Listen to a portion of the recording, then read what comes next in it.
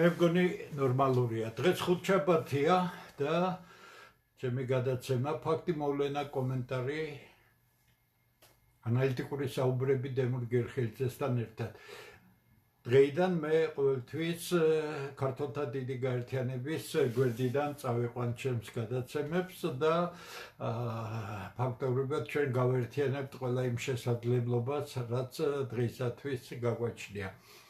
რაზე მინდა დღეს მე ვისაუბრო? ხუთშაბათობით ჩვენ გვაქვს მიმდინარე პროცესების ანალიზი, შაბათობით გვაქვს მთავარი ანალიზი, ოთხშაბათობით ოფისიდან შეხვედრაზე ვერთვებით პირდაპირ ეთერში, ამიტომ მე სულ ცოტა სამჯერ მაინც ვიქნები კვირაში დაკავებული. ხვალ დებატებია პირველად ქართულთა დიდი გაერთიანების ოფისიდან ბატონმა დავითმა გააკეთა ამის შესახებ განცხადებები, შაბათს კიდევ არის სტუმრები მოდიან და ამდენად ჩვენ დაკავებული დრო გვექნება. მე შევუდგები ახლა საუბარს. რა თქმა უნდა, პირველი თემა, რომელიც ჩვენ დღეს გვაქვს, ეს არის ჟენევაში მიმდინარე მოლაპარაკებები, სამხრივი მოლაპარაკებები, რუსეთი, ამერიკის შეერთებული შტატები და უკრაინა, თუმცა ფორმატი იგულისხმება ისიც, რომ არის ორი მხარის ერთმანეთთან მოლაპარაკება, ცალკე საუბრობენ ამერიკელები და რუსები, ცალკე ისაუბრეს დახურულ შეხვედრაზე რუსებმა და უკრაინელებმა და ერთობლივი შეხვედრაც არის. რა შეიძლება ითქვას? ამერიკელები ღიად მიანიშნებენ და ძალიან მკაცრად არიან ამ მხრივ, რომ ტერიტორიული დათმობები გაკეთდეს. რა როგორ განვითარდება ეს ცალკე თემა, მაგრამ მე მხოლოდ პოზიციის გახმიანებით მინდა დღეს შემოვიფარგლო, იმიტომ რომ თლათ მარტივად საქმე ასე არ არის. რუსებმა მოითხოვეს წერილობითი გარანტიები, რომ ნატო არ განვითარდება. ამაზე გასაგებია, რომ ევროპის ქვეყნები საშინელ წინააღმდეგობას წევენ, მაგრამ სულ უკანასკნელ პერიოდში მოხდა ისეთი რამ, რომელიც აშკარად მიუთითებს ამერიკული მხარის პოზიციაზე, რომელიც მე ადრე დავინახე და გითხარით, რომ ნელ-ნელა შეერთებული შტატები ჩაეხსნება ნატოს იმ დონეზე, რომ არ იყოს პასუხისმგებელი ისეთ რამეებზე, რაც იგი თავისი ბიუჯეტით და თავისი ყველა შესაძლებლობით ევროპის თავდაცვის გარანტი იყო. ნატო ალბათ ჯერჯერობით როგორც შანს დარჩება უღოდ მხოლოდ ევროპული სტრუქტურის სახით. ამერიკელებმა მოთხოვეს ახლა ნატოს და გაყავთ თავიანთი მისიები ერაყიდან და კოსოვოდან და ეს არის აშკარა მინიშნება იმისა, რომ ამერიკელები ღია ტექსტით ამბობენ. ნატო ჩაკეტილი უნდა იქნას მხოლოდ ევროპული ქვეყნების უსაფრთხოების ორგანიზაციად, რა როგორ იქნება ამაზეც ახლა არ ვსაუბრობ, მას საგარეო მისია, ანუ ამ ტერიტორიულ წარმონაქმნის გარეთ არანაირი მისია არ უნდა ქონდეს და ამით ამერიკელები ანიშნებენ ნატოს, რომ ის ფუნქციები, რომელიც მას გააჩნდა მსოფლიოში ფაქტიურად ყველგან მას არ ექნება. გასაგებია, რომ ამაზეც ევროპელები ძალიან სერიოზული წინააღმდეგი არიან და რა როგორ განვითარდება, ამასაც ვერ გეტყვით, იმიტომ რომ ამერიკელები თავის კურსს არ გადაუხვევენ. ამერიკელები თავის კურსს არ გადაუხვევენ უბრალო მიზეზის გამო. ევროკავშირი, ნატო ფუნქცია დაკარგული წარმონაქმნებია იმ გეოპოლიტიკურ ვითარებასთან შედარებით, რომელიც იყო საფუძველი, თქვათ, ნატოს შექმნისა. ევროკავშირი ცოტა ისე შეიქმნა, რომ ამერიკელებს მაინდა-მაინც არ სურდათ ეს ყველაფერი, მაგრამ ეხლა მას სტრატეგიული მიმართულება, სტრატეგიული დანიშნულება დაკარგული აქვს. ამდენად ამერიკელებს ზედმეტი ხარჯი არ ჭირდებათ, მათ სხვა მიზნები აქვთ, სხვა მიმართულებები აქვთ და ჩვენ უნდა დავაკვირდეთ ამ სიტუაციას. არაფერი მოულოდნელი არ ხდება. ეხლა მთავარი ის არის რა კი ამერიკელები როგორც ჩანს რაღაც ფორმით გარკვეული რომ იტყვიან წინასწარი მოლაპარაკებები აქვთ რუსეთთან მოითხოვენ ტერიტორიების დათმობას. ტერიტორიების დათმობა ავტომატურად ნიშნავს ზელენსკის დასასრულს, იმიტომ რომ ფაქტობრივად ის ნაციონალისტური დასავლეთ უკრაინული წმინდა სახის ფაშისტური ძალები, კიდევ გეუბნებით ამას დღეს ევროპაში არავინ არ უარყოფს, მას უზარმაზარ პრობლემებს შეუქმნიან. თანაც თუ ეს რეფერენდუმზე არ იქნა გაკეთებული და არ იქნა უკრაინელი ხალხის მიერ თქვათ მოწონებული, რაც ნაკლებად მოსალოდნელია, იმიტომ რომ თუ უკრაინელ ხალხს შევხედავთ, ნახევარს აღარ უნდა ომი, დეზერტირობა ძალიან დიდია სამხედრო ნაწილებში, მაგრამ ნაწილი უკრაინელებისა და ეს სულიად არ არის ცოტა, კვლავ ომისკენ მიიწევენ, არ უნდათ არაფრის დათმობა, არ უნდათ ომის შეწყვეტა და ასე შემდეგ. ასე რომ რთული სიტუაცია, მე ვფიქრობ, რომ ამ მოლაპარაკებებისგან ბევრი არაფერი გამოვა, იმიტომ რომ რუსები ფეხს არ უცვლიან ფაქტობრივად იმ მოთხოვნებს, რომლითაც მათ ფაქტიურად შექმნილი სიტუაციის გამო დაიწყეს ეს ოპერაცია და ბუნებრივია ეხლა რუსების დამარცხება, ეს არის ფაქტობრივად რუსული სახელმწიფოს განწირვა, ეს ძალიან კარგად იციან რუსებმა, ამას ელოდება დასავლეთი, რომ იქნებ მიიყვანოს იქამდე, რომ რაღაც პოლიტიკური შეცდომა დააშვებინოს. ვნახოთ რა იქნება, მე არ ველი ისეთ რაიმეს, რომ თქვათ ერთ თვეში, ორ თვეში ან უახლოეს თვეებში რაიმე მოგვარდეს, იმიტომ რომ პირიქით ეხლა გაზაფხული დადგება მალე, ის ზამთრის მძიმე პირობები უკრაინაში აღარ იქნება, უკვე მე ვიცი ზამთარშიც ავარ დამყოფი უკრაინაში და ვიცი რა მძიმე პირობებია, არა მარტო ყინვა, არამედ ისე, ასე რომ პროცესი გაგრძელდება, მაგრამ პროცესი ურთიერთგადაჯაჭვულია, ურთიერთგადაბმულია და ამის შესანიშნავი მაჩვენებელია ძალიან დასაფიქრებელი რამ ამერიკელებმა მიიღეს ახლა კანონი ტაივანის დაცვის შესახებ. მომენტალურად მოყვა ამას ლავროვის განცხადება გრენლანდიასთან დაკავშირებით, რომ გრენლანდიის გამოყენება პლაცდარმად რუსეთის წინააღმდეგ მოყვება შესაბამისი ღონისძიებები რუსეთის მხრიდან. ეს უკავშირდებოდა ტაივანთან დაკავშირებულ კანონს, მაგრამ რუსებმა ღია ტექსტით გამოხატეს ჩინეთისადმი მხარდაჭერა, რამაც დიდი აქტივობა გამოიწვია პეკინის მთავარ გაზეთებში და ძალიან ხისტი მითითება იყო შეერთებული შტატებისთვის, რომ რუსეთი თუ გნებავთ გრენლანდიის წაღების შემთხვევაში სერიოზული სამხედრო ბაზის განთავსებას არ შეხვდება მშვიდად და წყნარად. ამიტომ საუბარი იმაზე, რომ გრენლანდია უმტკივნეულო თემაა, ესეც არის არასწორი თემა, იმიტომ რომ უზარმაზარი ბაზის განლაგება გრენლანდიაზე, მე ერთხელ ავხსენი რასთანაა დაკავშირებული, ერთი მხრივ ბალისტიკური რაკეტების ამერიკამდე წვდომამდე მათ შესაძლო განეიტრალებაც, რასაც შეძლებენ, ყოველ შემთხვევაში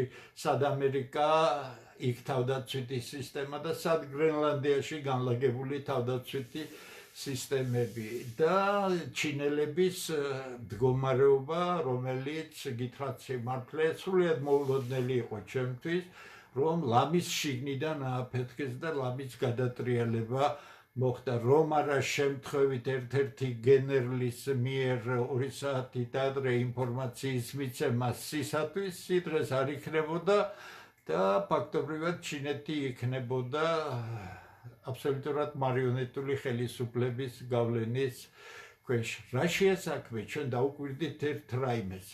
ავიღოთ ჩინეთი, ავიღოთ რუსეთი, ავიღოთ საქართველო და შევადაროთ მას. თუ გნებავთ ინგლისი, რომელიც უსაშველოდ დასუსტებულია და თუ გნებავთ შეერთებული შტატები. რუსეთში, ჩინეთში, საქართველოში მოღალატეების არანორმალური რაოდენობა. მე ამას იმერულად ვუძახი, კონაად შაურად არის. უამრავი ხალხი იძებნება, მათ შორის დღეს სერიოზულად განვითარებულ ჩინეთშიც მოიძებნა ფაქტობრივად ნომერ 2 კაცი, რომელსაც მთლიანად ეყრდნობოდა პირველი პირი სი და იყო უზარმაზარი თანამდებობის მქონე და ის აღმოჩნდა ცენტრალური სადაზვერვო სამმართველოს გავლენის ქვეშ და ლამით ჩინეთის გადატრიალება, ხელისუფლების გადატრიალება, ანუ კანონიერი ხელისუფლების დამხობა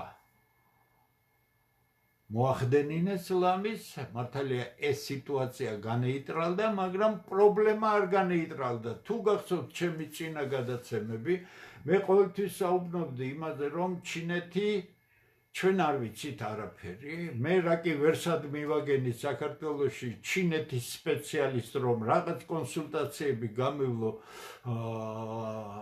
მასთან, იმიტომ რომ შეუძლებელია შენ იყო ყველაფრის მცოდნე, ან კონდეს პრეტენზია იმის, რომ ყველაფერში შეგიძლია პროფესიულად გაერკვე. არა, ჩვენი ფიზიკური და კოგნიტიური შესაძლებლობები შეზღუდულია, იმიტომ რომ ჩვენ არ შეგვიძლია ვიცოდეთ ყველაფერი. მე საღ ადამიანზე ვამბობ, თორე ვინც არაფერი არ იცის, მან ყველაფერი იცის და ბედნიერია ამ თავისი ცოდნით ბჭყალებში.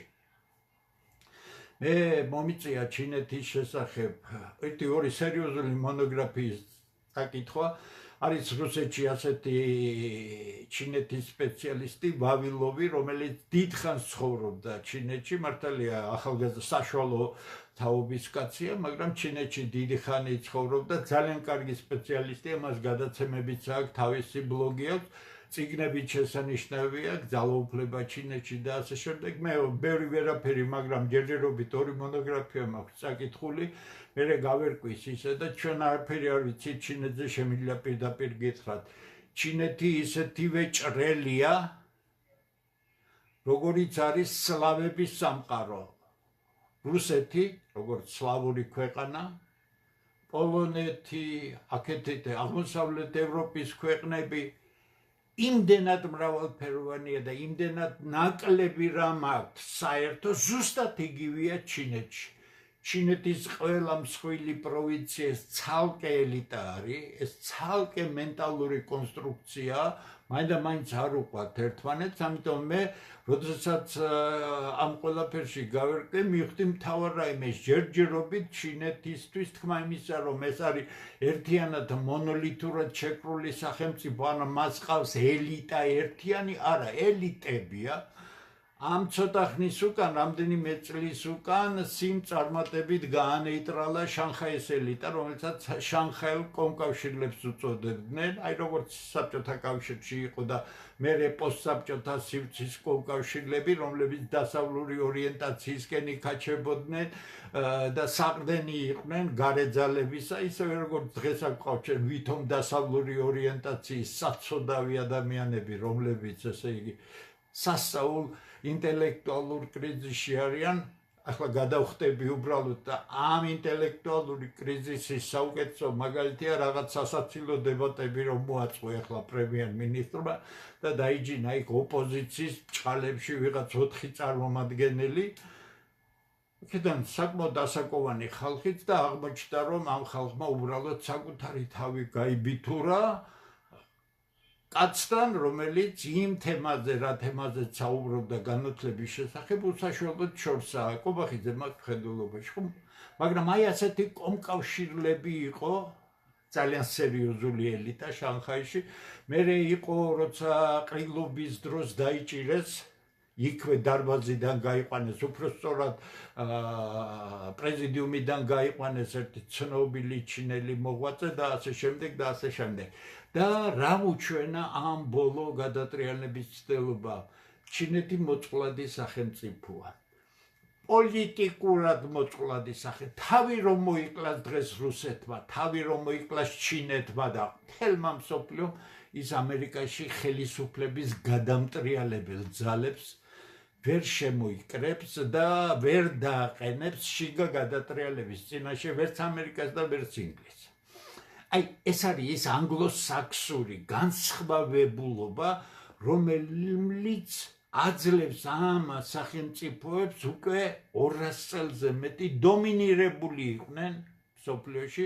მართალია ინგლისი 50-იანი წლების მერე წინა საუკუნისა, მას შემდეგ რაც დაუშალეს კოლონიალური სისტემა და შეერთებულმა შტატებმა და საბჭოთა კავშირმა, რომელიც დაიხმარა ამერიკელებმა, ფაქტობრივად კოლონიალური სისტემა განადგურეს და მოსპეს, ამერიკელები მარტო ვერ გააკეთებდნენ. იმის შემდეგ ვერ წამოიდგა წელი ბრიტანეთმა და არა მარტო ვერ წარმოიდგა ამ თავისი LGBT პროპაგანდით, ამ თავისი გადაგვარებული ლეიბორისტი ლიდერებით და ასე შემდეგ, ბრიტანეთი შეყვანილია უზარმაზარ ჩიხში და ვინც ადევნებს ბრიტანულ პრესას, მან კარგად იცის. ბრიტანული პრესის კითხველი ვარ მე და ძალიან კარგად ვიცი რა მდგომარეობაშია ჯარი, აბსოლუტურად არაბძოლისუნარიანი და ასე შემდეგ და ასე შემდეგ.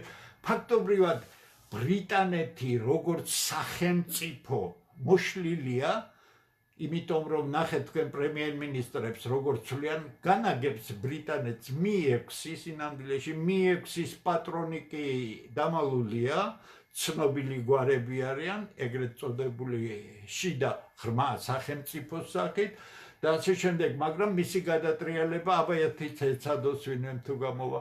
რუსეთში ამის ცდილობები იყო არაერთხელ, კი ვიცით ჩვენ რუსეთში რამდენი გამყიდველია, ვიცით საქართველოში და თურმე ჩინეთში, რომელიც ერთ-ერთი ძალიან პერსპექტიული ქვეყანა, თუმცა იდეოლოგიური პრობლემები მას არ აძლევს სერიოზულად განვითარების საშუალებას, მაგრამ სიტუაციიდან გამომდინარე ის მარტო არ არის დარჩენილი, იმიტომ რომ რუსები კარგად ხვდებიან იმას, რომ ამ ეტაპზე მათთვის მომგებიანია ჩინეთთან ურთიერთობა, იმიტომ რომ ესე ძეწოლის მექანიზმია. არ იფიქროთ ვინმე რომ ჩინეთი დომინირებს ჩინეთ-რუსეთის ურთიერთობაში, გამორიცხულია. ჩინეთი ისეთივე მოწყვლადი ქვეყანა არის, საკმარისია შეერთებული შტატებისა და რუსეთის ურთიერთობა ინტერესები დაემთხვეს იმ დონეზე დაბალანსდეს, რომ ჩინეთი საჭირო არ იქნება ამ თამაში და თქვენ ნახავთ რა პრობლემები გაუჩნდება ჩინეთს. რაც შეეხება ტექნოლოგიურად, ახლა განსაკუთრებით იმ ხალხისთვის ვამბობ, რომელსაც საერთოდ არ იცის რა არის ტექნოლოგია, არ იცის მეცნიერება, წარმოება მაკდონალდში მხოლოდ ბურგერების კეთების დროს უნახავთ, იმიტომ ხშირად უყვართ, იმიტომ რომ ის ხო იცით პონტია, ხო, მაკდონალდში შედიხარ და იმ რაღაცებს ჭამ, სადაც ამერიკაში არც ერთი თავმოყვარე ამერიკელი უფლებას არ აძლევს თავს მაკდონალდში შევიდეს, იმიტომ რომ ეს ძალიან დარე რამე არის. ეს თემა ესე მოვყევი მხოლოდ. ესე იგი, რა გამოდის ტექნოლოგიურად ჩინეთს სჭირდება 5 წელი, მე ვამბობ სამხედრო კომპლექსთან დაკავშირებულ ტექნოლოგიებს რომ გაუტოლდეს რუსებს, 5 წელი ცოტა არ არის. მას სჭირდება კიდევ უფრო ცოტა მეტი რომ გაუტოლდეს ამერიკელებს, რაც შეეხება სამხედრო პოტენციალს, ბირთვულ პოტენციალს, შეერთებული შტატებისა და რუსეთის სამხედრო სიძლიერე მთლიანობაში გაცილებით აღემატება, თუ გნებავთ რუსეთის სიძლიერე გაცილებით აღემატება ჩინეთის შესაძლებლობას, პოტენციალს და ამერიკელები აღემატება.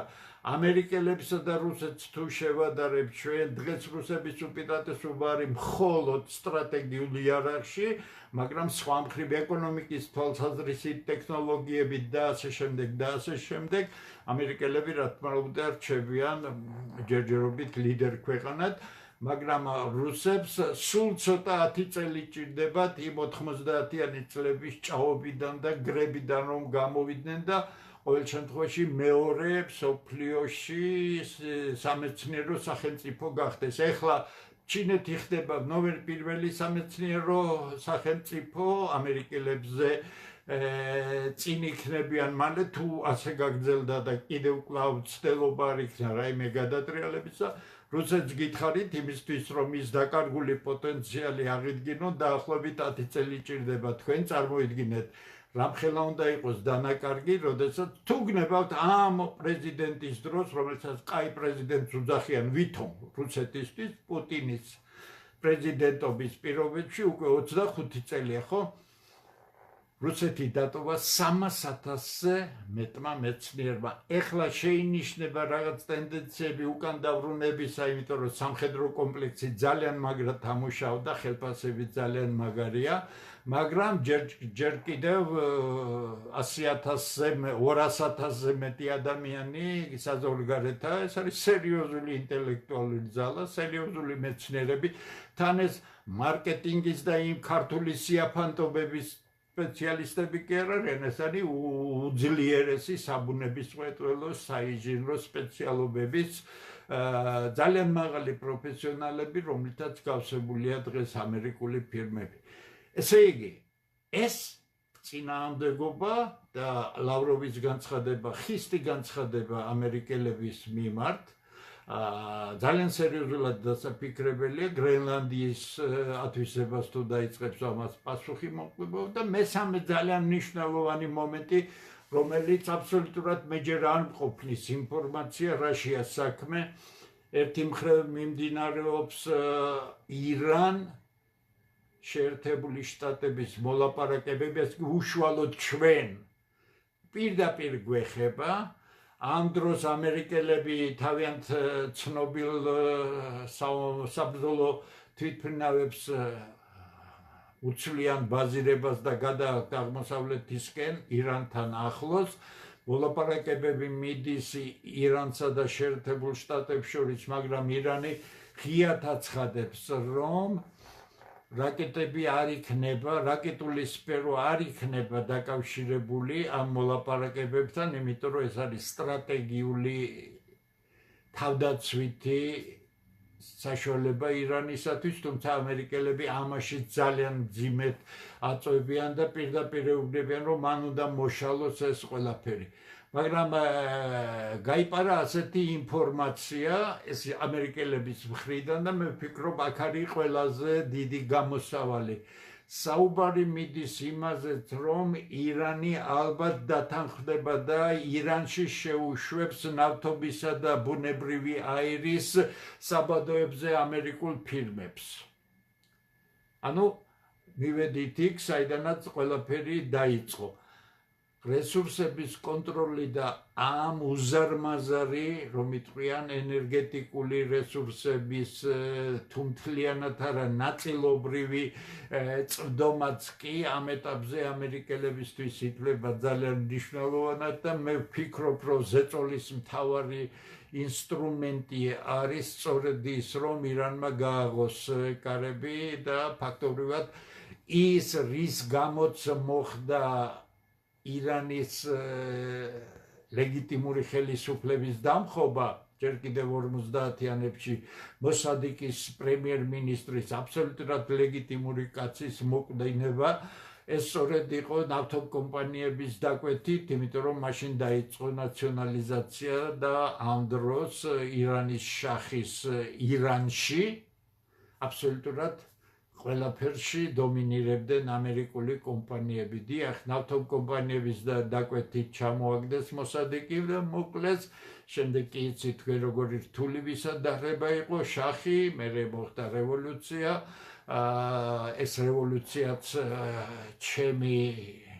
მე მაშინ უკვე აღარ ვიყავი სტუდენტი, დაწყებული მქონდა 78 წელი, 4 წლის დამთავრებული მქონდა ინსტიტუტი. ჩემთვის მაგალითად დღესაც სრული გამოცანაა ის, რომ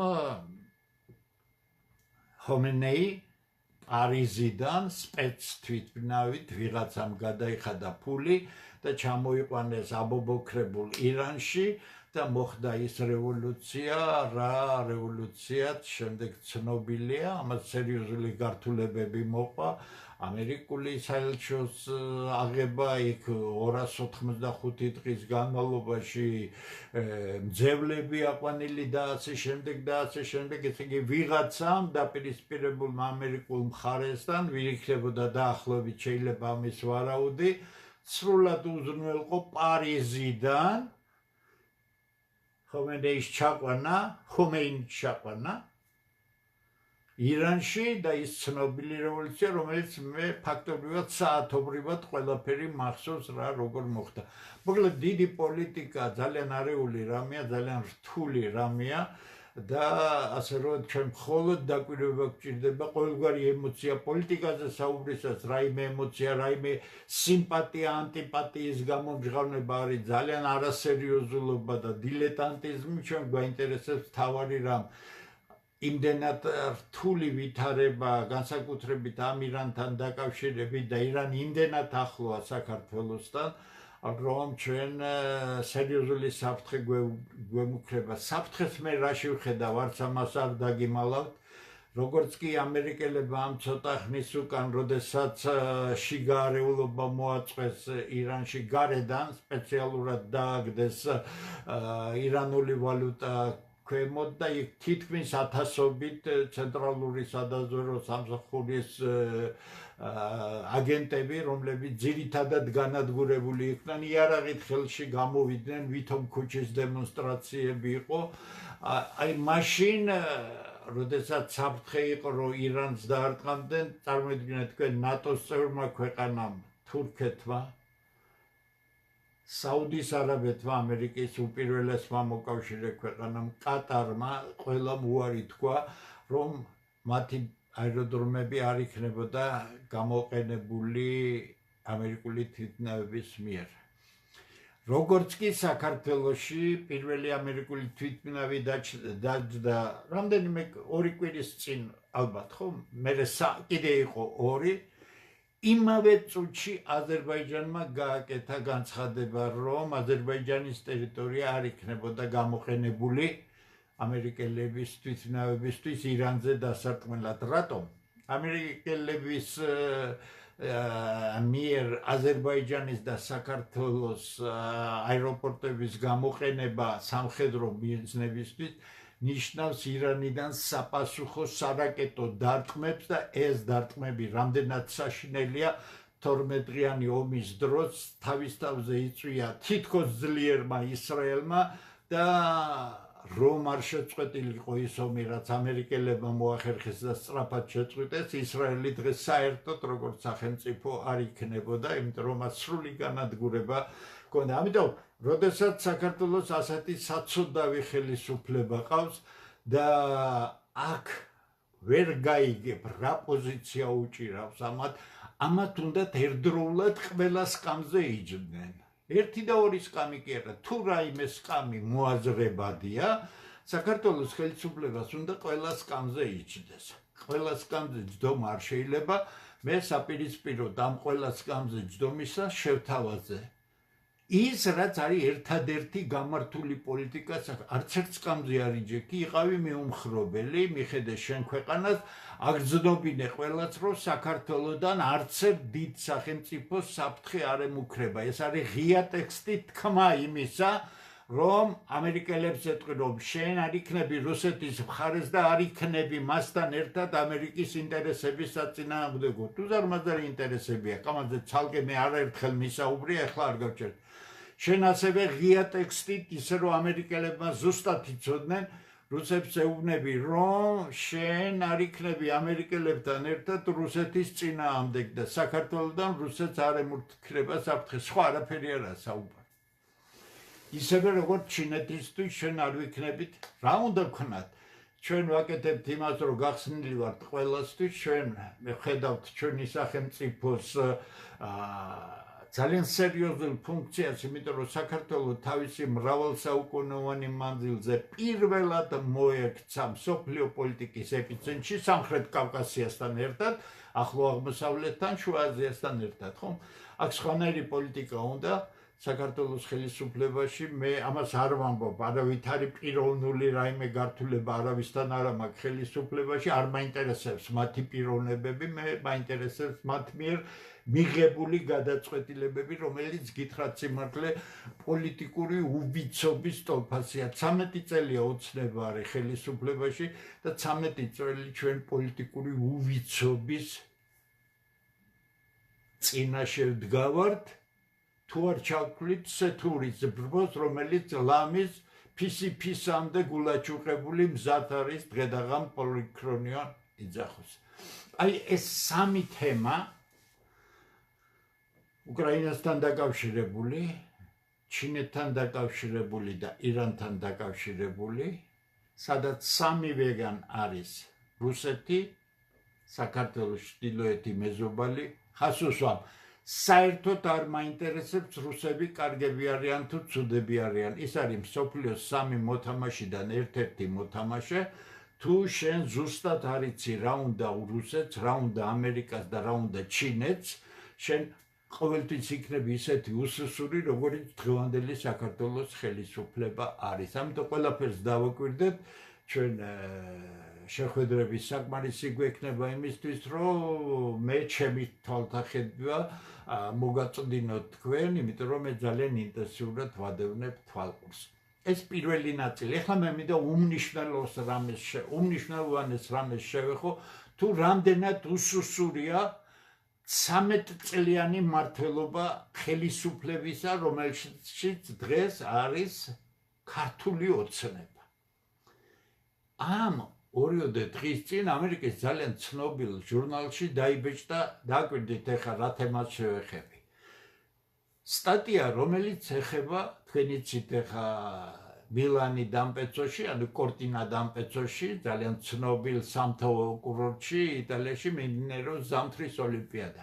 მთელი ისტორიის მანძილზე ზამთრის ოლიმპიადების, აი, ხელუხლებელი ლიდერი არის პატარა ნორვეგიის გუნდი. ოქროს მედლების რაოდენობა, ვერცხლის, ბრინჯაოსი უკონკურსო არიან ყველა ოლიმპიადაში. ეხლა წლევანდელ ოლიმპიადაში კვლავ ლიდერები არიან. ამერიკელები ხო იცით, ძალიან ამბიციური ხალხია, ისინი ყოველთვის იგებდნენ უმეტესად ზაფხულის ოლიმპიადებს, იგებენ ზამთრის ოლიმპიადებსაც და თქვენ რატომ ხდება, როგორ ხდება, რომ ეს პატარა ნორვეგია ამ გიგანტ შესაძლებლობის სახელმწიფოებს უგებს. დავიმახსოვროთ. მე სანამ ნორვეგიულ სიტუაციას აღწერ, რამ გამოიწვია ნორვეგიაში, ეს არა მხოლოდ ზამთრის სპორტში. ჰოლანდიც რო აიღო ცნობილი ფეხბურთელი მანჩესტერ სიტიში, ისიც ამ სისტემის ნაწილი. ეხლა ნახოთ რა სისტემაზეა, მე უბრალოდ როდესაც გაგახსენებთ მხოლოდ ერთ რაიმეს, რომელიც შეიძლება ბევრმა არ იცის. როდესაც საქართველოს სოციალურ-ეკონომიკური განვითარების პროგრამას ვაკეთებდით, რა თქმა უნდა, დემოგრაფია, სოციალური პოლიტიკა, მაკროეკონომიკა, სტრუქტურული რეფორმები, ყველაფერი ეს შესანიშნავად არის გაკეთებული და მე მზათა ვარ ყველა მსურველს დაუჯდე სასაუბროდ, მათ შორის დღევანდელ საცოდავ ხელისუფლებასაც, თუ გაბედავს ამას.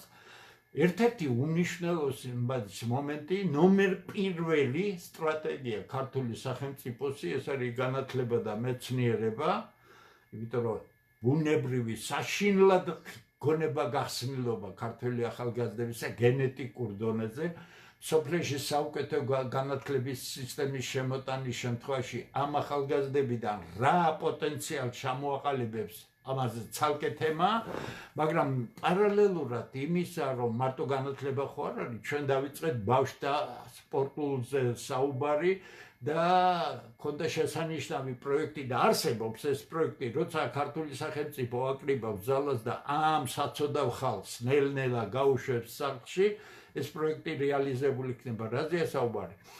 ჩვენ გათვლილი ქონდა საქართველოს ყველა ისტორიულ კუთხეში, რაიონების, უგნებავთ მუნიციპალიტეტის მიხედვით შეიძლებოდა ოლიმპიური კომპლექსების გაკეთება, სახელმწიფო ხარ, შენ კომერციონალიზაციას როცა ახდენ ჯანმრთელობის დაცვისა, ბავშვთა სპორტისა და ასე შემდეგ, შენ ხარ წამგლეჯი გრუზინი, რომელსაც ფულის კეთების მეტი არაფერი არ აინტერესებს და აზზე არ არის სახელმწიფო რას ნიშნავს მისი რესურსის გამოყენება და ასე შემდეგ. ჩვენ გვქონდა განსაზღვრული კომპლექსები, რომ იგივე საცურაო იქნება, დახურული ჭიდაობა იქნება თუ სხვა, სადღაც განსაკუთრებულად მიდრეკილება ჭიდაობისადმი. ქუთაისში ჭიდაობაც არის, კრივიც არის, სპორტული თამაშებიც, ამიტომ ჩვენ რომ რაღაც ვიწრო სპეციალობებზე არ ვიფიქროთ, თქვა გორში რომ კომპლექსები უნდა გაკეთდეს, ეს არ არის ძნელი, ისე რომ თქვა 5-6 სოფელი მეტნაკლებად იყოს, ესე იგი დაკავებული ამითა, მაშინ ხალხი არ გაიქცევა იმ უბედურებაში და როდესაც ამას ფიქრობდი, დაფინანსებაც აგებულია, ძირითადად ყველგან ყოველთვის არის სახელმწიფოს ნაწილი, არის რაღაც კომერციული ნაწილი, რომელიც შედარებით უფრო მაღალ დონეზე და არა ბავშვთა სპორტში და აი როგორ მიაღწიეს ნორვეგიელებმა ამ ყველაფერს. როდესაც დაახლოებით 25-35 წლის წინ 84 თუ 88-92 წლის ოლიმპიადა იყო, სადაც ძალიან წარუმატებლად გამოვიდნენ ნორვეგიელები და ეს გახდა სიგნალი, განგაშის სიგნალი მთელი სახელმწიფოსთვის. რა იქნა გაკეთებული? ლილეჰამში, ცნობილი ქალაქია, იქ არის ნორვეგიის სუვერენული ფონდი, იქ არის გაკეთდა სპეციალური ორგანიზაცია, ჩაერთნენ მეცნიერები სახელმწიფო ფულის მეშვეობით, დაფინანსდა ის სპორტული ბაზები, სპეციალისტები და ასე შემდეგ, რომლებსაც უნდა მოემზადებინათ მომავალი ოლიმპიელები, მომავალი ჩემპიონები. მეცნიერების გარეშე სპეციალური რომ იტყვიან თანამედროვე ტექნიკის გარეშე დღეს სპორტი აღარ ვითარდება და ამ უზარმაზარმა დანახარჯმა იმან რომ ბავშვთა სპორტი, მასიური სპორტი უფასო გახდა, ის რომ ეს სისტემა შეიკრა როგორც ერთი ოჯახი და მუშაობდა როგორც საკუთარი ქვეყნის წარმატებაზე, ასევე პასუხისგებლობა გააჩნდა ბავშვების მიმართ. უამრავი ხალხი ჩავიდა, მათ შორის ამერიკიდან, მაგრამ მათი მენტალური კონსტრუქცია სხვანაირია, მათ ვერაფრით ვერ გაიგეს, რატომ მუშაობს ეს სისტემა ნორვეგიაში. მათ ვერ ყველაფერი კომერციანალიზებულია შეერთებულ შტატებში, ხო? იგივე გავაკეთეთ საქართველოში ჩვენ. და ქართველებმა რა გააკეთეს? მაგარმა ბიჭებმა, ხო, ნუვერიშებმა, ჭყალებში, ახალმა ქართველებმა ფიზკულტურის ინსტიტუტი დაარგრიეს და წამოწიმეს რაღაც სიაფანტობა იქ.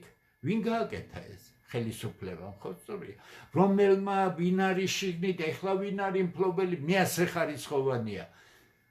უნდა ფეხებზე იყიდა ქართული სპორტი. ტრადიციის მქონე ინსტიტუტი, რომელიც კიდევ უფრო მაგრად უნდა გაგეერთიანებია, იქ სპორტული მედიცინა, იქ თანამედროვე ტექნოლოგიები, თანამედროვე სპორტის ის სამეცნიერო ნაწილი, რომლის გარეშე სპორტი დიდზე ვერ იქნება, ნახეთ ქართველების ნიჭზე. ჩემი სტუდენტობის დროს არანორმალური პოპულარობით იყო საქართველოში ფიგურული სრიალი, ციგურებით ფიგურული სრიალი. ყველანაირ. ვინ იფიქრებდა, რომ ქართველებს შეიძლება რაიმე პრეტენზია ქონოდა? მოვიდა შესანიშნავი მსოფლიო დონის მწვრთნელი, ქალბატონი ეთერი, მოიძებნა ბიჭები, მოიძებნა პარტნიორები, ამერიკაში გამოდიან რუსები. დრო უნდა ყველაფერს მალე ქართველები იქნება და ჩვენ უკვე ოლიმპიური მედლები გვაქვს. ჩვენ შეგვეძლო ჯგუფური, გუნდური მესამე ადგილი დაგვეკავებინა რაღაც შემთხვევები. ესე იგი, წარმოუდგენელ სპორტის სახეში ქართულმა ნიჭმა თავისი გააკეთა თუ მიზანმიმართული მაღალი კვალიფიკაცია იქნებოდა. ის ცენტრები, რომელზეც მე გეუბნებით, მომავალი ოლიმპიელების მომზადებისთვის იყო საჭირო. მომავალი ოლიმპიელები რომ მოამზადო, შენ მასიურ სპორტში უნდა ყავდეს. ბავშვი, მე სპორტსმენი ვიყავი, საბედნიეროდ ვიყავი სპორტსმენი ქუთაისში. სულიკო თორთლაძის სკოლა მაქვს, ლეგენდარული კაცის გავლილი. სკოლის მოსწავლე მე-5 კლასიდან უკვე დავყავდით შეჯიბრებებზე. ძირითადად თბილისი იყო, უფრო ნაკლებად სოხუმი, იშვიათად სხვა ქალაქები. ეს იყო არანორმალური სიხარული ბავშვისთვის, ვარჯიში ჯერ ერთი სხვა რამეა, სპორტი სხვა რამეა, ეს სხვანაირად გზდის, სხვანაირად ფილტრავს და ამის ნაცვლად ჩვენ ყველაფერი მოვსპეთ. ბავშვთა სპორტი ფულზეა გადაყვანილი. სახელმწიფოს ბავშვთა სპორტიც ფეხებზე კიდია, დიდი სპორტიც ფეხებზე კიდია არ დამიწყოს ახლა აქ ვინმე. ეს ქართველები თავისი ნიჭით და დღედაღამეშრომით ის ჯუდოისტები, ის ძალოსნები და სხვები, ესე იგი ეს არის არა სახელმწიფო პოლიტიკის შედეგი, არამედ ეს ქართველი კაცის ნიჭიერების განსაკუთრებული მომენტი. აი ამის გაკეთება გვინდოდა და ამის ნაცვლად კოალიციები გააკეთა. ბიძინა ივანიშვილმა რა კოალიცია გააკეთა 2012-ში და რა შედეგი დადო ქვეყნის განვითარების ნაცვლად კარგად ხედავთ. უვარგისი კოალიცია, მერე უვარგისი კიდე უვარგისი, ახლა ყველას იჭერს და ცნობილი ფილმია ყვარყვარესი ფეხებით დაუწყებენ მალე შეტენას ციხეებში ხალხს რომ ტევა არ არის, ხო? ახლა ეს შემთხვევით არ ვახსენე ყვარყვარემ რით დაამთავრა, კი უნდა იცოდეს ყველა პოტენციურმა ყვარყვარემ რა შეიძლება ამას მოყვეს. მე რატო გეუბნებით? წარმატება სახელმწიფოში არ არსებობს გონივრული სახელმწიფო პოლიტიკის გარეშე. ქართულ სახელმწიფოს არ შეიძლება ქონდეს იმაზე დიდი ამოცანა, ვიდრე მისი მომავალი კი მის ბავშვებშია დღეს დანავებული 10 განვითარება, მათი ინტელექტუალური დონის ზრდა და არადა ეს შეუძლებელია თუ ბავშვების მშობლები ასე შეურაცხყოფილი იქნა, ასე უმუშევარი გარბოდეს დედა, იმიტომ რომ ოჯახის საჩენია და ასე შემდეგ. ამ სახელმწიფო პოლიტიკის ნაცვლად ჩვენ გვესმის ვირეშმაკული პოლიტიკა დაპირისპირებაზე აგებული, არიქა ნაცი, არიცა კოცი, მე თუ არ ვიქენი ნაცი მოვა და ასე შემდეგ. ვერც ნაცი გააგრძელებს ამ ქვეყანაში არსებობას და ვერც კოცი გააგრძელებს. თუ გააგრძელებს, საქართველოს დაასრულებს ქართველისთვის არსებობას, თორე ამ ფანტასტიკურ ქვეყანას პატრონი გაუჩნდება. ამიტომ ნორვეგიის მაგალითი მე შემიძლია აი 1000-ნაირად გაზრებული მაქვს ეს ყველაფერი. მე შემიძლია გითხრათ რომ ერთ-ერთი სპორტული დომინირებული ქვეყანა ქართული სახელმწიფოს მასშტაბის მიუხედავად იქნება ქართველები. რომ ჩვენ სახელმწიფოს სწორი პოლიტიკა, რომ ჩვენ თუნდაც სწორი კომერციული პოლიტიკა გავაკეთოთ და არა ის ველურობა, როცა ექიმის დანახვა 100 ლარი გახადეს ლამის, ეს ხალხის ეს არის ღორების გაკეთებული რეფორმა. ამ გზით ვინც ფორშოლობს არიან ღორები, მათ უნდა იცოდნენ რომ არიან ღორები სახელმწიფოს წინააღმდეგ, ქართველი ხალხის წინააღმდეგ, ქართველი ბავშვების წინააღმდეგ მიმართული დაჭერებს თუ აკეთებს ეს ხელისუფლება ვითომ კოვიდზე ვინ რამდენი მილიონი შეჭამა ბიუჯეტიდან მე ვიცი ეს და თქვენ არ იცით რას აკეთებთ? ვერ დაიჭერთ იმ ხალხს და ვერ მოატანინებთ უკან იმ ფულს. მათ შორის ექიმთა წრეების, რომლებიც დემაგოგურად მთელი კოვიდის განმავლობაში აბოლებდნენ ქართველ ხალხს. ამიტომ რატო გეუბნებით? ნორვეგია არის ორიენტირი. პატარა ქვეყანას რა კოლოსალური წარმატების მიღება შეუძლია. ქართველები უპატრონოდ მიტოვებული ქვეყანა, მარიონეტული ხელისუფლებების ხელში.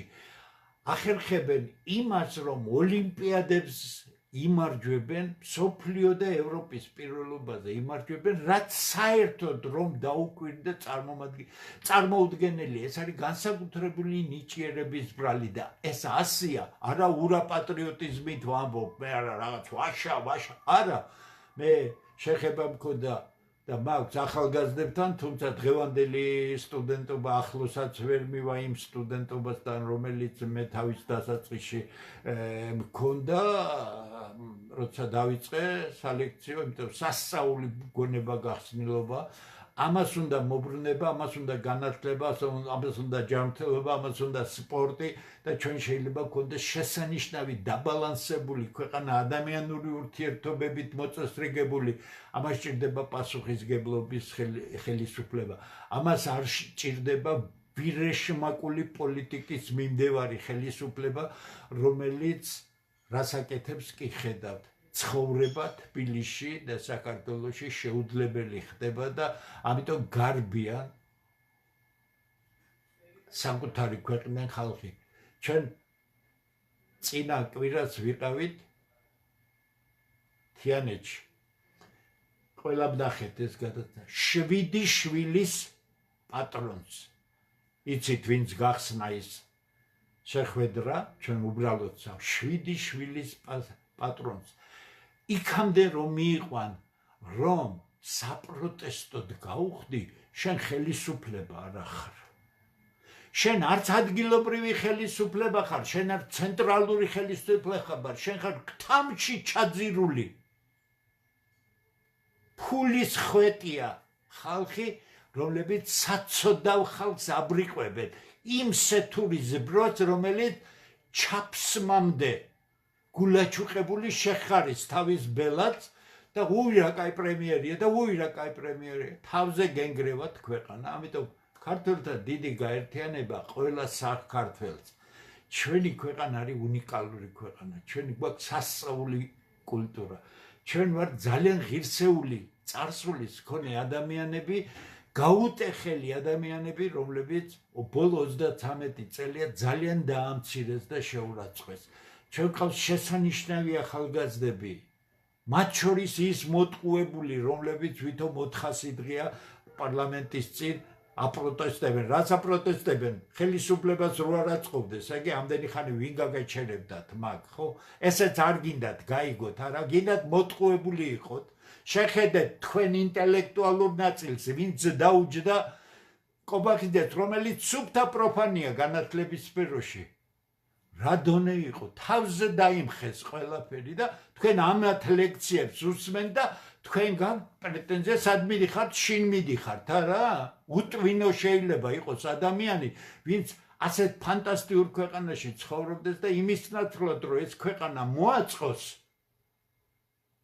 სადღაც უნდა არარაობაში შევიდეს, ხო? ამიტომ ვერსად ვერ შევალთ, ჩვენი ქვეყანა გვაქვს. ამ ქვეყანას მოვლა უნდა ქართველთა დიდი გაერთიანება გააგრძელებს თავის დაუღალავ შრომას. ჩვენ ყველაფერი გაგვაჩნია იმისათვის, რომ ძალიან ღონიერ ქვეყანად ვიქცეს. ეხლა მთავარი ის არის, აქვს თუ არა ამის სურვილი ქართველებს. ყველას ამის სურვილი არ ექნება. სეთურის ბრბოს ამის სურვილი არ ექნება. სეთურის ბრბოს უნდა რომ მისი პატრონი ყავდეს კარგად.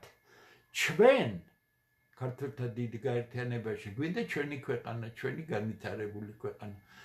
მოვინდობებთ გავაკეთებთ. არ მოვინდობებთ, ამ ქვეყანას დავკარგავთ სულ მალე. დიდი მადლობა ყურადღებისთვის. ეხლა არ გადაგღლით. ხვალ დებატები იქნება. ძალიან კარგი ხალხი მოვა ოფისში, ეს დასაწყისია და შემდეგ მე დარწმუნებული ვარ, რომ ყველას დაველაპარაკებით, ვისაც ეს ქვეყანა, მე იმედი მაქვს და ამაზე ცალკე შაბათს ვისაუბრებ, მე იმედი მაქვს, რომ ხელისუფლებაც ან მოვა, ან სადაც უნდათ იქ დაუჯდებით სასაუბროდ. საქმე რაშია? საქართველოს ხელისუფლებას მიმართავ. ქართველი ხალხი არის ვაჟკაცი ხალხი. კიდე გეუბნებით. თუ ამაში ეჭვიგეპარება და დააჩმორეთ გონია, იმასაც დაინახავთ, ვინ დააჩმორეთ და რა დააჩმორეთ. ვაჟკაცი ხალხი გაიძულებთ თქვენ ითანამშრომლოთ მასთან. ხას უსვამ, თუ თქვენ ამ ხალხის ნაწილი ხარ და ცოტა ჭკუა მაინც შეგჩენიათ, თქვენ ითანამშრომლეთ საკუთარ ხალხთან. თანამშრომლობა ნიშნავს შეთანხმებას საერთო მომავალზე, პრობლემების გადაჭრას, ურთიერთ პატივისცემას და ურთიერთ აზრის მოსმენის უნარს.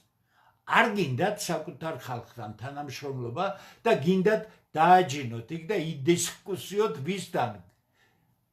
იმ ხალხთან, რომელიც თქვენ 13 წელი გაძლევთ საშუალებას დარჩეთ ხელისუფლებაში, ფაქტიურად ქვეყანა მიიყვანეთ კრახის წინაშე. ამიტომ ხას უსვამთ. არ გინდათ თქვენ ხალხთან თანამშრომლობა, გაიძულებთ. არ გინდათ კარგად რომ იყოს ამ ქვეყანაში საქმე, გაიძულებთ. ამ იძულებას რა მოყვება, თქვენ თვითონ ნახავთ. დარჯობია პატივისცემით ურთიერთობა, დარჯობია საერთო პრობლემების განხილვა და იცოდეთ ის, რაც ხალხს დაიჯენთ იქ ვიღაც სიაფანტებს, ვიღაც ექსპერტებს, ანალიტიკოსებს, თქვენს მონამორჩილ არ არაობებს და თქვენ გონიათ ამით დააბოლებთ ხარ ვერავის ვერ აბოლებთ თქვენ აბოლებთ თქვენ საცოდავ მომხრეებს რომელსაც მე არ მოვეშვები მათ თავი კომფორტულად არ უნდა იგრძნონ არც დღეს და არც როცა დასრულდება და საქართველოს დადგება ფეხზე ეს ხალხი ყველაზე საცოდავი ხალხი იქნება იმიტომ რომ როცა ქვეყანას უჭირდა ისინი სეთურის ბროდ ქცეული თავის ბელადს შესკეროდნენ ასე სახელმწიფოები არ შენდება ასე არაფერი არ ვითარდება არ გინდათ თანამშრომლობა გაიძულებთ არ ითანამშრომლებთ ითანამშრომლებთ თუ არ ითანამშრომლებთ ეს ყველაფერი ცუდად დასრულდება ჩვენ გვინდა თანამშრომლობა ჩვენ გვინდა ჩვენი განვითარებული ქვეყანა ჩვენ გვინდა იმ საუცხო რესურსის გამოყენება რომელიც ხალხის სახით არის ახალგაზრდების არის ქვეყანაში მატერიალური რესურსების გამოყენება ფულადი რესურსების გამოყენება და ბოლოს და დავასრულე ორ ქალაქს აშენებთ და არაბი ინვესტორი გჭირდებათ ამაში ხართ თაღლითები რატო თუ თქვენ ორი ქალაქი გინდათ ააშენოთ შეგექმნათ სააქციო საზოგადოება მილიარდობით ლარი დევს დეპოზიტზე ბანკებში მოგემართათ ქართველი ხალხისთვის და გეთქვათ აი ჩვენი სააქციო საზოგადოება მობრძანდით განაზოგებით იყიდეთ აქციები ავაშენოთ ორი ქალაქი გავყიდოთ ძირითადად უამრავი ხალხია საზღვარგარეთ ვინც ბინისთვის და ვალების დასაფარადაა წასული შეუწყოთ მათ ხელი იყიდიან მოვიდეთ რატო არ გააკეთეთ იმიტომ არ გააკეთეთ რომ თქვენ ამ ხალხის მტერი ხართ ეს სააქციო საზოგადოება რომელიც ყველა ქართველს ვინ ჩადებდა იქ ფულს მოგებას მისცემდა თქვენ ადექით და შეთხარეთ არაბებს და ფაქტობრივად ათასობით ჰექტარი უკვე მიყიდეთ და ააშენოთ გინდათ ის ქალაქი კიდე გითხარით ახლა თემა სხვა არის აი ელემენტარულად გეკითხა მაშინ ჩვენ ტაშ დაგიკარავდით მაშინ გვეტყოდით ბრავო ხელისუფლება რა კარგი ნაბიჯი გადადგეთ და თქვენ აბოლებთ და უტვინო ხალხს გაუნათლებელ ბნელ ხალხს რომ იარაბული ინვესტიცია საქართველოს განავითარებს ეხლა უხეშად არ გეტყვით საქართველოს რესურსი ეკუთვნის ქართულ ხალხს კეთილი იგენებათ ასე მოქცეულიყავით მაგრამ ეს არ იყო თქვენი მიზანი თქვენი მიზანი ქართველების გაძლიერება არის თქვენი მიზანია მათი ამოძირკვა ამ ქვეყნიდან და ხო და ეხლა კიდევ გეუბნებით ძალიან მცირდად და რასაც ამოძირკვავთ ქართველებს ამ ქვეყნიდან იმასაც დაინახავთ კარგად დანდებოდეთ თავს არ შეგაწყვეტ ხვალამდე გემშვიდობებით